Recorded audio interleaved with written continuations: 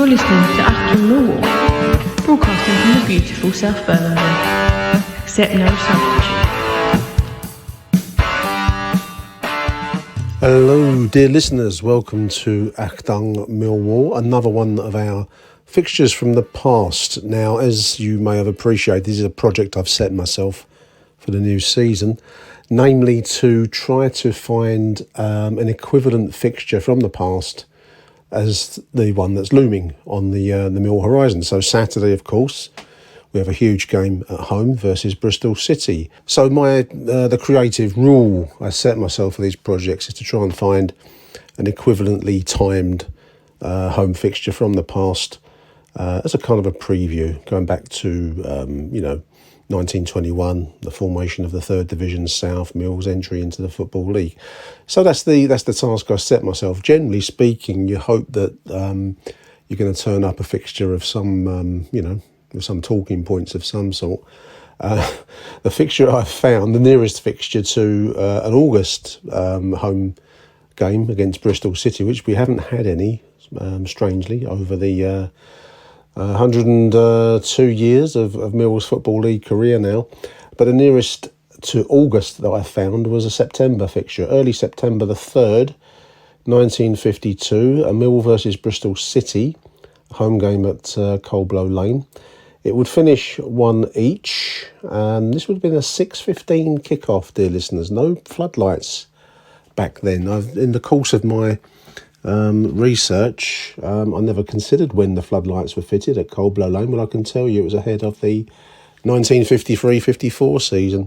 So in the pre-floodlight era, obviously midweek games were controlled by the amount of daylight available to us. So this would have been a 6:15 kickoff.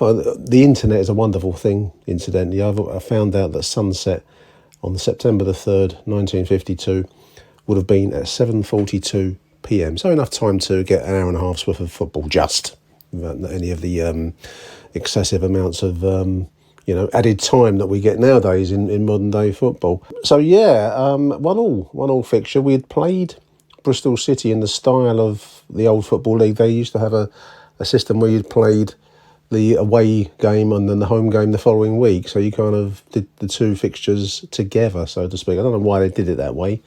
That was the custom. We'd played Bristol City at Ashton Gate the week before. That had finished as a 0-0 fixture, so not huge amounts to talk about. The press reportage for this 1-1 draw is minimal, I have to be honest with you. The Third Division South midweek fixture didn't seem to draw much in the way of press interest. I found one paragraph, literally one paragraph from the News Chronicle, newspaper of the time, dated the 4th of September, 1952, and it's a sub-paragraph, so this is really only in passing that we've got any reportage whatsoever of the game, but the sub-heading is Millwall wait.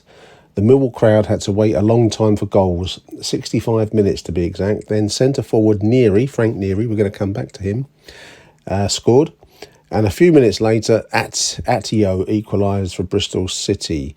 So that's it. That's the reportage from the gentleman of the press for the game.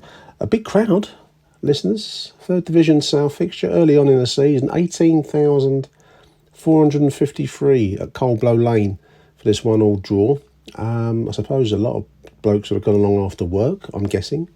Team for the fixture. I'll read the team names out. Some famous names here. You may have heard some of these names on previous shows that I've done of this kind. If not, then part of the reason for doing these shows is just to, give a bit of coverage to names from the past. Anyway, in goal, Malcolm Finlayson. We will come back to Malcolm Finlayson and, incidentally, the goalkeeper of the previous season who he had replaced after serving his national service. Malcolm Finlayson replaced Ted Hinton. We'll come back to Ted Hinton. So that's one of the more interesting stories that have generated out of the research for this particular fixture. 1-1. Alex Jardine, George Fisher, Johnny Short, Gerald Bowler, Frank Reeves, John Johnson, George Stobbart, Frank Neary, we've mentioned already, the goal scorer, Alf Morgan, and Ronnie Mansfield. A few interesting points about the 1952-53 season, which this was an early season fixture within. Actually was a decent season for us. We'd finish in the end in second position in the third division south. Unlike modern days, however, only the champions side were promoted to the second division. It's one of those aspects of Mill history that haunts us. We would come very, very close many times, or a number of times anyway, to getting promotion from the third division south, but because only the champion club actually won promotion to the second division, and from there obviously the chance to springboard into the top flight, we would reside in the third tier for many years. And this would be one such occasion where, after the damage and the economic decline in the aftermath of the Second World War, we really could have done with some good times and some promotion, but we would come second this season. Bristol Rovers would be champions at the end of the 46 game programme. We'd miss out by 2 points. They got 64 points, 2 points for a win back then, of course, listeners. 64 points to Bristol. Mill second with 62. Top scorers for the season back then, 1952-53. Just leaping around my notes that I've got here, listeners, bear with me. Top scorer for the season was Johnny Shepherd.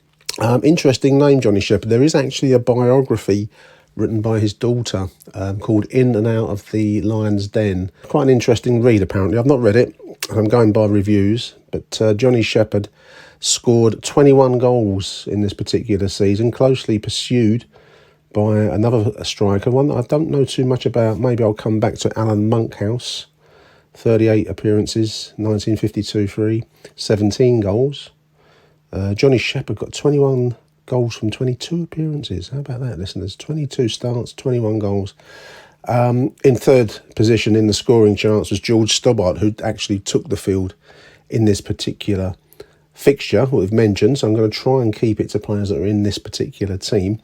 So I'm not going to leap around too much, I hope, although it's in the nature of these shows that you do leap around quite a bit, listeners. But I'm going to come back to the goal scorer, 65th minute, Frank Neary. There's a utterly fantastic photo of Frank Neary. Harold Francis Neary is his full name. And it's in the Mill Who's Who, Neil Fissler's book, the details of every Mill player, which is invaluable. I couldn't do this show without that book. But Frank Neary was a forward, played for us between 1950 and 54, 142 games, 59 goals, very decent scoring record. Frank was born in Aldershot, 1921. He died in a care home in North Cheam in 2003. Quite a wide-ranging career, Frank Neary. He'd played for, amongst others, QPR, West Ham, Leyton Orient, QPR again, Millwall, and then into the Kent League, Sittingbourne, Gravesend, Dartford, Hastings, and then to eventually manage Windsor and Eton. Just read you a little biog here. Frank roamed around London in the immediate post-war years with impressive results, as we've noted already. He'd been West Ham's leading scorer in 1947, then on to Leyton Orient in 48 and 49, where he reunited with current manager for this fixture, Charlie Hewitt, famous name in New Cross history. Charlie signed him for Millwall for £6,000. How about that? There's a fee for you listeners. On the day that Harry Kane's supposed to be moving to Bayern Munich for a gazillion quid. We signed Frank Neary for £6,000. A debut goal against Exeter started to repay the debt, and he formed a formidable partnership with Jimmy Constantine. Frank was a crowd favourite. He topped the line scoring charts in 1952, which be the season before this one that we're looking at. After football, he went into non-league coaching, we've mentioned, management, again, in non-league, whilst working in the print for Sunday Times until he retired. His son Dennis was also a centre-forward, and he played non-league football. A brilliant photo. The reason I mentioned the photo is he's got a fag hanging out of his mouth. It looks like a dressing room. He's doing his laces up. One of the post-war games for Millwall. We've got a very, very, I think, floodlit, friendly, shiny kit. We had a blue shiny kit. I think it was to stand out on the floodlights, which would have been quite dim back in those times, I would imagine. And anyway, he's in the dressing room. He's got a fag stuck in his mouth. That's football of that era for you. Two interesting facts in addition to the biog in Neil's book that I've dug out of various sources, Wikipedia and on the British News Online, the newspaper site that I subscribe to. Apparently, allegedly, Frank Neary was blessed with a very, very powerful shot. And allegedly, I don't know the truth of some of these things are lost in the myths of time, but he once literally knocked out the Torquay goalkeeper playing for West Ham with the power of a close range shot. Must have hit him straight in the face. This was playing for West Ham at Torquay, knocked the goalkeeper out. And the Lewisham News in 1954, so 2 years on from this particular fixture, the Lewisham News, local newspaper obviously, reports that the Exeter goalkeeper was physically carried into the net by the force of a close range shot from Frank. A 6-yard box shot so powerful that it carried the Exeter goalkeeper across the line. I don't know about that. What do you think, listeners? Is that plausible? This is one of these stories that you almost want to be true. You want it to be true. So Frank Neary, wonderful old school character.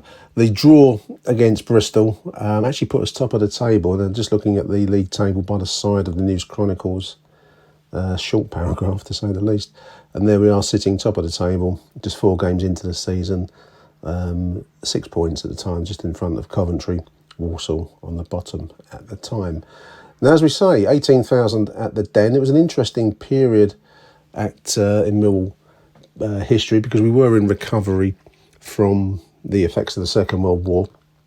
A couple of interesting bits and pieces that reflect the times, I suppose. Building was restricted at that point as with rationing, food rationing still existed. And items like building materials were also rationed of sorts, so you had to get a licence from your local politicians.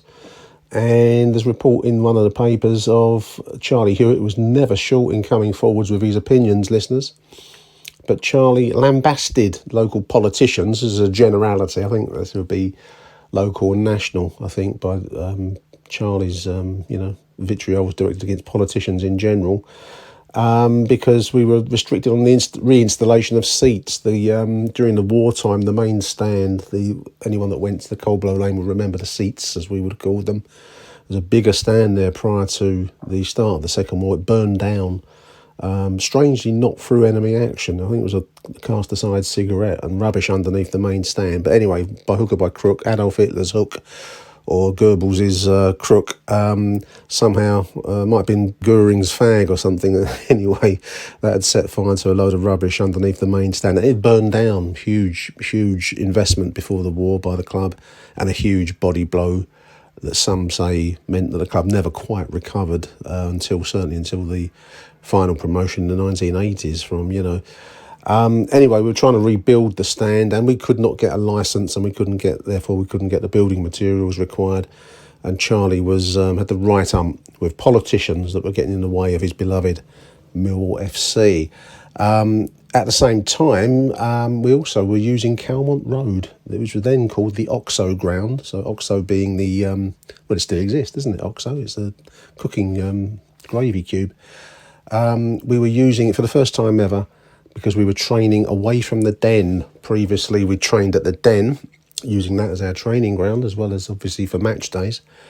And damage to the pitch, I suppose, equally, as we've just said, with building materials. Perhaps the groundsmen weren't able to maintain the Den to the same level. I always remember it having a decent pitch there, but apparently for ground reasons, we started training at Calmont Road. There we are. It's history goes in full circles, doesn't it, listeners? We're still there by hook or by crook later. So as I say, we would finish in second place position for the season, missing out on promotion, and we'd spend, I think, the remainder of the 1950s largely. I think we finally got promoted out of the third division. It may have been around the early 60s, I think.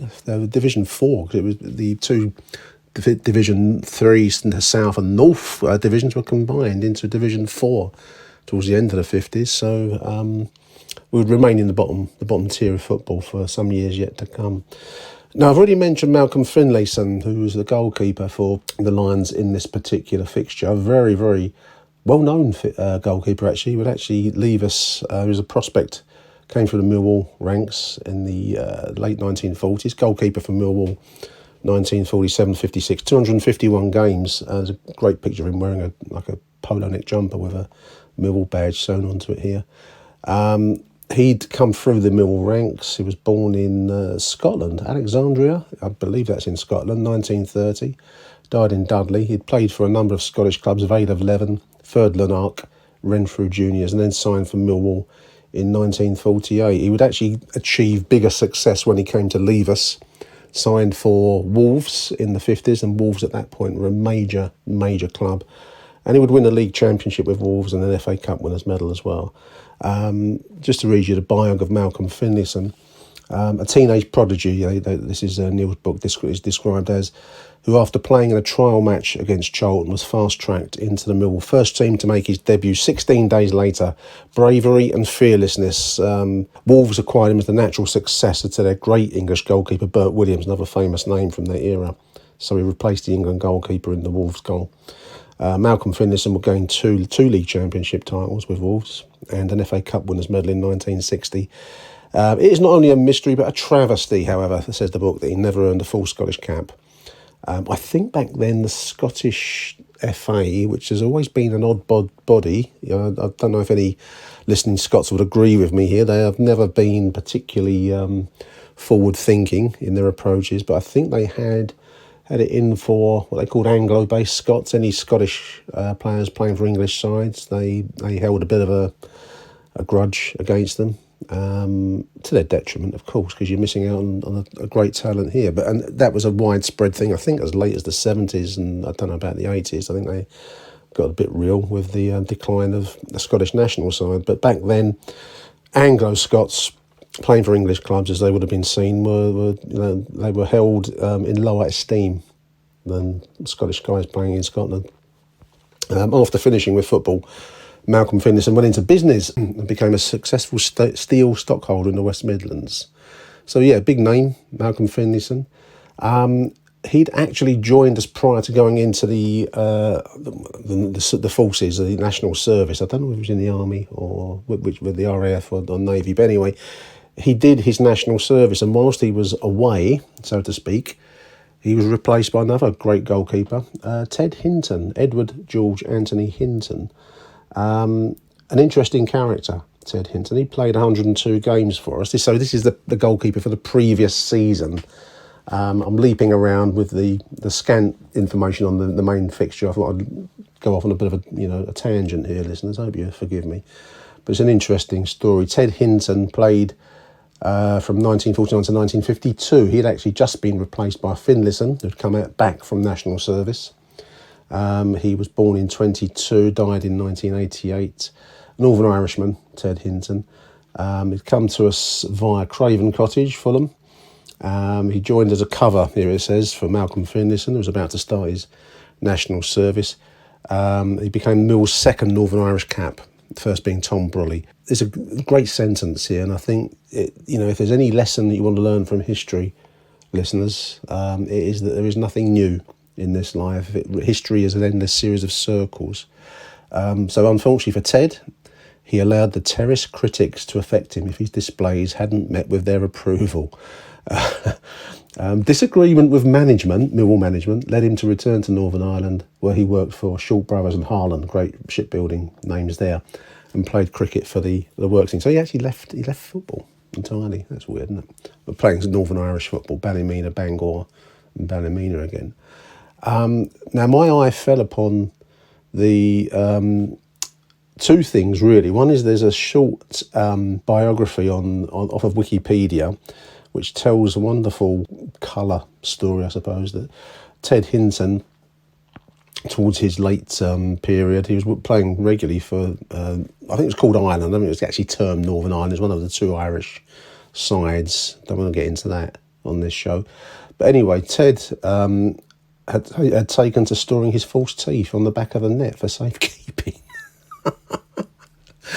Oh dear, so he had his false teeth, which he took out during the game, presumably for safety's sake, I guess, as many players used to, and stored them on his net. Now, I don't know whether that means he's put the full set of choppers, hung them over the net in some way, because I can't see how else you could hang just like a single tooth or maybe a bridge or something. I don't know. I feel like I need to know a lot more about Ted Hinton, the goalkeeper for the season before, and his habit of storing his false teeth on the net. How would it be done, listeners? I'm open to speculation on how you might hang false teeth on the back of a football net. The only way I can think of is if you've got a full set, chopper-wise, top and bottom, and you can hook it over the net. But I don't know. It's a fact that I had never really considered before. But Ted Hinton's got 2, 4, 6, 8, 9...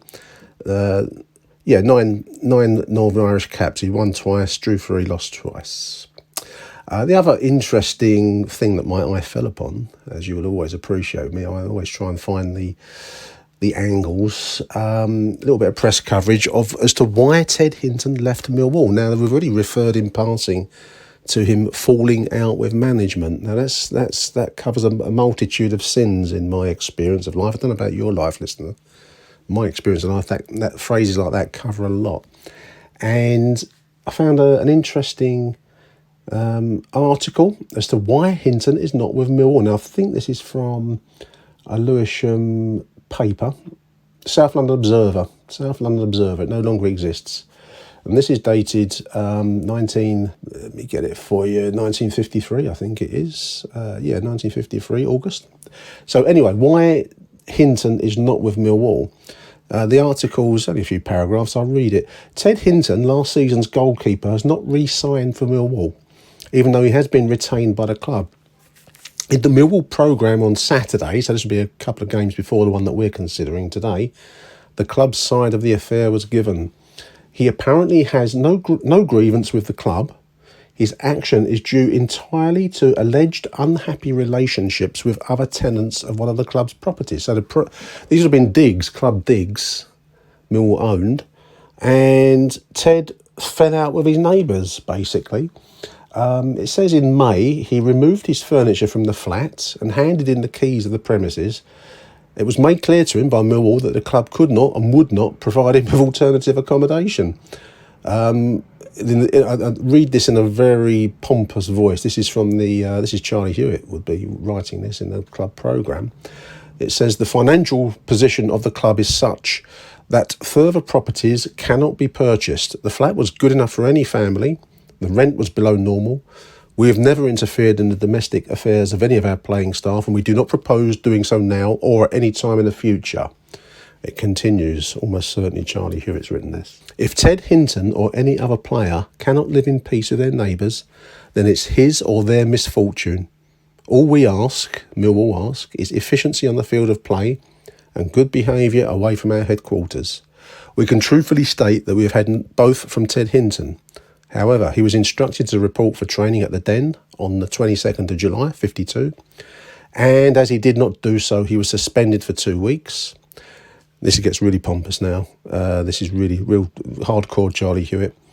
If Ted can afford to throw away £14 a week, listeners, plus bonus, 3 years accrued share of his benefits, £100 per annum free of tax from the non-contributory providence scheme, free luncheons daily, and other social proclivities. What are they? Have you got any social proclivities, listeners?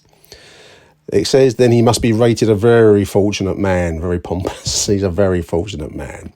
We very much regret his attitude. He will remain on our retained list until such time as the directors of the club resolve otherwise. Anyway, Ted was his own man, it seems, and slung it all in and went back to Northern Ireland. He couldn't get on with his neighbours, and almost certainly if he's dealing with that kind of approach from the Millwall Football Club, you would probably feel like you've been usurped. Malcolm Finlayson was back, and Charlie Hewitt weren't going to deal with your neighbour problem. Who knows? I want to know more about the neighbour problem. In my working life, I used to deal with housing, neighbour problems, regular issue. No, you could never solve them. That's all I'll say to your listeners. You never ever solved a neighbour problem other than moving away. So in the end, Ted Hinton probably did the right thing for his own well-being.